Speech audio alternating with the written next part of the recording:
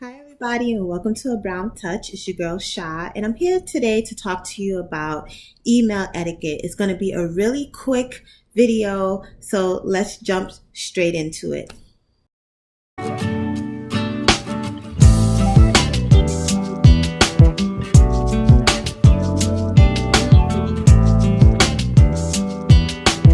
So the first tip that I have for you today is you want to make sure that all of your emails have a subject. There is a subject line that's normally right after the CC or the BCC line of an email. You want to make sure that you put in a description into the subject line.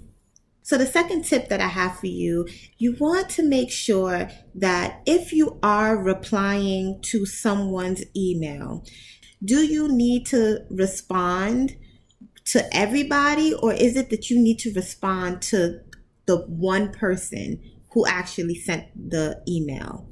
So always ask yourself, do I need to send it to everyone? And if you don't, please check reply opposed to reply all. So that's the second tip. So the third tip that I have for you is if you are sending someone an email, please provide them with at least 24 hours to respond to you. And if it is time sensitive, prior to writing the email, ask yourself whether or not it actually needs to be an email or should this be an actual phone call. If you need something that's immediate, you might want to request a phone call instead of sending an email. Also, if you do send the email and it is time sensitive, but you can wait 24 to 48 hours, it's okay for you to write that within the email saying, hey, John, do you mind responding to this email within the next 24 to 48 hours because I really need to turn this around. And hopefully that will work for you. But again, if it's really time sensitive, I would just say forget the email and go straight to a phone call and leave someone a message, or send an email and make a phone call. That'll let someone know that it's pretty urgent.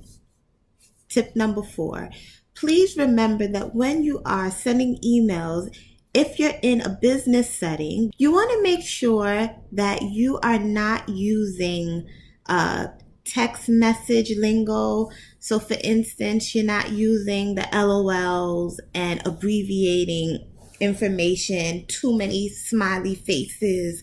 You do not want to do that when you are at work. When you are writing an email, that is just as important as if it's an actual business document. So please refrain from abbreviations and using, personal life lingo while writing your email.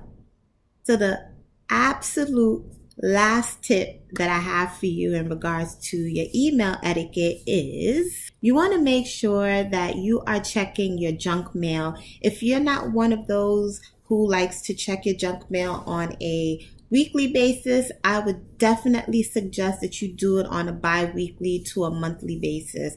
There's a lot of information that sometimes lands in our junk mailbox by accident. Please make sure that you look at them. Me personally, I check daily, if not every other day or so, just to make sure that I didn't look over anything. And so you definitely want to make sure that you are checking that, especially if you're someone who is looking for new employment. It may go there. If you're expecting a contract and it seems a little bit out of the ordinary that it didn't come in yet, however, you worked with these particular people before and you know that they're really quick with their turnaround, just go ahead and check your junk email box to make sure that nothing important is in there. Well, I hope you liked my really quick email etiquette tips, and I'll see you next time. Thanks, everybody.